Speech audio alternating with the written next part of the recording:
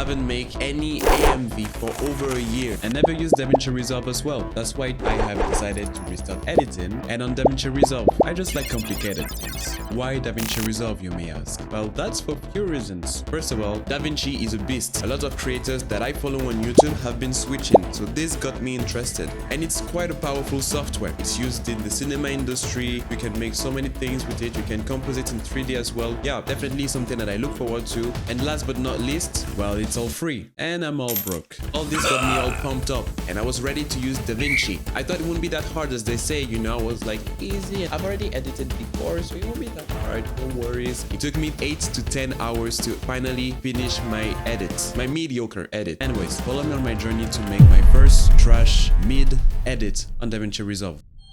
I decided to make an edit on Denji and Makima, essentially on the scene where he touches her boobs. Yeah, I know you remember that scene very well. It's going to be a sort of cinematic edit. I don't even know if that's even a style. The reason is not to be overwhelmed with complicated effects. This will help me become familiar with most of Davinci's main features. First thing was to make a little storyboard by using a narrative structure. Yeah, I know I sound all smart, but it's very simple and everyone knows what it is. It's just having 3 different parts in a story. There is first of all the introduction or the setup, and that helps to know where the scene takes place, discover the main characters, etc. And after, there's a confrontation. It's the moment when the tension rises and peaks to its climax. It's not obviously a fighting scene, it can just be tension increasing. Finally, there's the resolution. It's kind of the end of the story. So for my introduction, I wanted a scene that starts with a vintage TV that switches on. Then the screen will lead to the second scene where we could see the city landscapes from Chainsaw Man, and then will lead to a scene where we see Denji and Makima, and that will lead to the confrontation part. And I wanted for the confrontation part really the tension rising gradually, just finding some little scenes like that here and there. You might be wondering why there is a Netflix scene in the middle of a kind of cinematic edit. Well, that's because in the lyrics they say too hot to handle, and that's an actual reality show on Netflix. I found that kind of funny. Well, it also helped me get used to the basics of fusion. Then I'll add some random scenes until the song says put my hands upon you baby, and boom,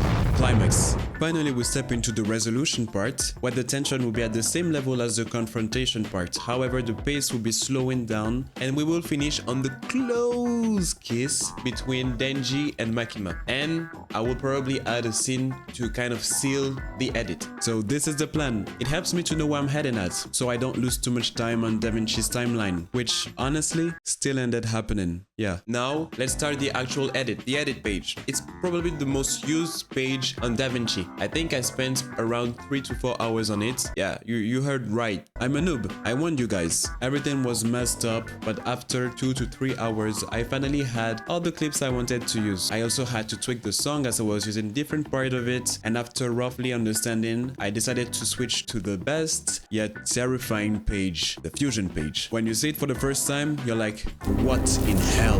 The reason why it terrifies so much is because it uses the node system instead of typical layer system that we find in most editing software. However, a lot of 3D softwares also use nodes, which gave me another reason to learn nodes. I had 2 main scenes that needed the fusion page. The first scene with the vintage TV, because I needed to add in a screen as it's a green screen currently and track the screen to the vintage TV that will be kind of zooming, and I needed to make that whole Netflix scene. So there was no way around it. I just needed to learn how to use fusion. I watched an amazing tutorial explaining nodes with toasts and jam, and that was actually effective. I was struggling in making the first scene. I didn't really know how tracking worked, so I decided to watch another video on tracking. Definitely very useful, and now I finally understood how it worked. It helped me also understand much more how nodes functioned, and I started to have the hang of it.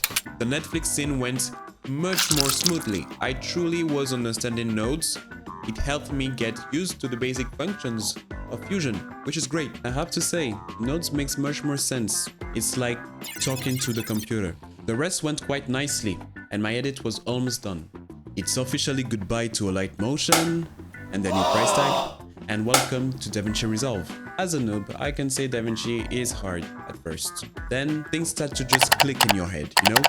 I'm nowhere near being a pro. Honestly, I still have a lot of questions concerning color correction nodes, for instance, and also animating text as well. And I'm sure I'll have a lot of other questions as well when I keep on learning new things and doing new edits. By the way, If you have any advice, whether it is on Davinci itself or concerning my workflow, do not hesitate to share them. And if you have any criticism concerning my edit, even though I doubt there's anything to criticize, well, you can also share them. Oh yeah, and if you pity my number of subscribers, which I kind of understand, well, you can also subscribe, because why not? After some final tweaks like adding some lyrics on the song and some sound effects, the edit was finally ready. So, enjoy my masterpiece. Or should I say, my trash piece.